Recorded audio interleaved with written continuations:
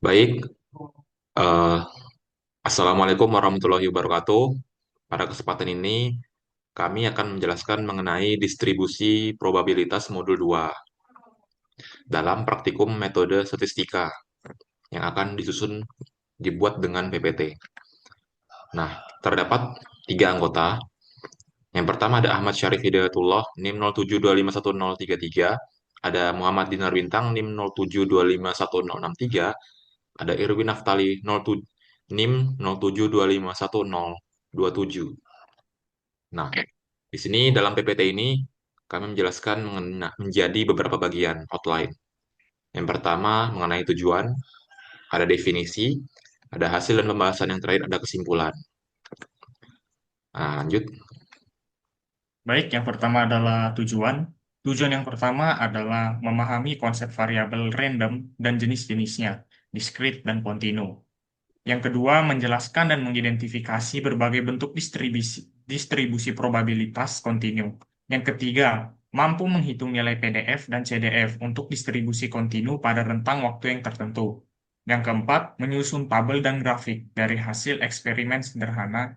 Dan tujuan yang terakhir ialah mengaitkan penerapan distribusi probabilitas dalam kehidupan nyata. Lanjut. Berikutnya adalah definisi. Definisi dari distribusi probabilitas adalah fungsi yang menjelaskan kemungkinan terjadinya berbagai hasil dari suatu variabel acak. Fungsi ini dapat berupa tabel, grafik, atau rumus matematika yang menunjukkan probabilitas setiap kemungkinan hasil dalam suatu percobaan. Distribusi probabilitas dibagi menjadi distribusi diskrit dan kontinu. Distribusi diskrit adalah probabilitas kemunculan setiap nilai dari variabel acak yang terhitung.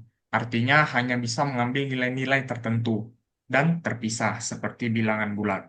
Sedangkan distribusi kontinu adalah probabilitas untuk variabel acak yang nilainya dapat bervariasi dalam sebuah rentang yang kontinu, termasuk nilai desimal tak terhingga. Baik, kita masuk ke hasil dan pembahasan. Dari data tersebut, diperhatikan diberikan studi kasus yaitu ukur data tinggi badan mahasiswa di masing-masing kelas dan kerjakan seperti persoalan waktu praktikum. Menghitung peluang mahasiswa yang memiliki tinggi badan lebih dari 175 antara antara 160 sampai dengan 170 cm dan kurang dari 155 cm.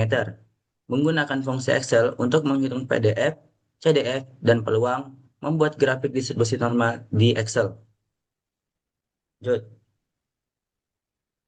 Dari tabel tersebut kita kita dapatkan rata-rata yaitu 163,33 cm dan standar deviasi 8,09 sekian.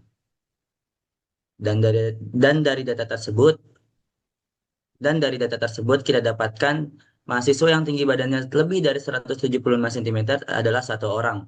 Dan mahasiswa yang tinggi badannya rentan dari 160 hingga 170 cm adalah 11 orang. Dan mahasiswa yang tinggi badannya kurang dari 155 cm terdapat 5 orang. Lanjut. Berikut adalah grafik dari CDF dan PDF. Lanjut. Baik, kita masuk kepada poin kesimpulan. Nah, dalam PPT ini dijelaskan bahwa distribusi probabilitas adalah semacam peta atau gambaran yang menunjukkan semua kemungkinan hasil dari suatu peristiwa, beserta beberapa sebesaran kemungkinan setiap hasil tersebut akan terjadi. Ini adalah secara untuk mengatur ketidakpastian menjadi sesuatu yang bisa kita pahamin dan gunakan. Dalam kehidupan sehari-hari, kita tidak pernah tahu pasti apa yang akan terjadi, tetapi kita bisa memperkirakan kemungkinannya. Jadi singkatnya, distribusi probabilitas adalah sebuah distribusi kemungkinan ataupun peluang. Nah, tertulis semacam peta atau gambaran yang menunjukkan semua kemungkinan hasil dari suatu peristiwa. Singkatnya, suatu peluang atau kemungkinan yang akan terjadi. Seperti itu. Dan lanjut, setelah poin kesimpulan adalah hasil. Ya, terima kasih. Sekian dari hasil PPT kita kali ini. Saya sebagai moderator, saya akhirin. Terima kasih. Wassalamualaikum warahmatullahi wabarakatuh.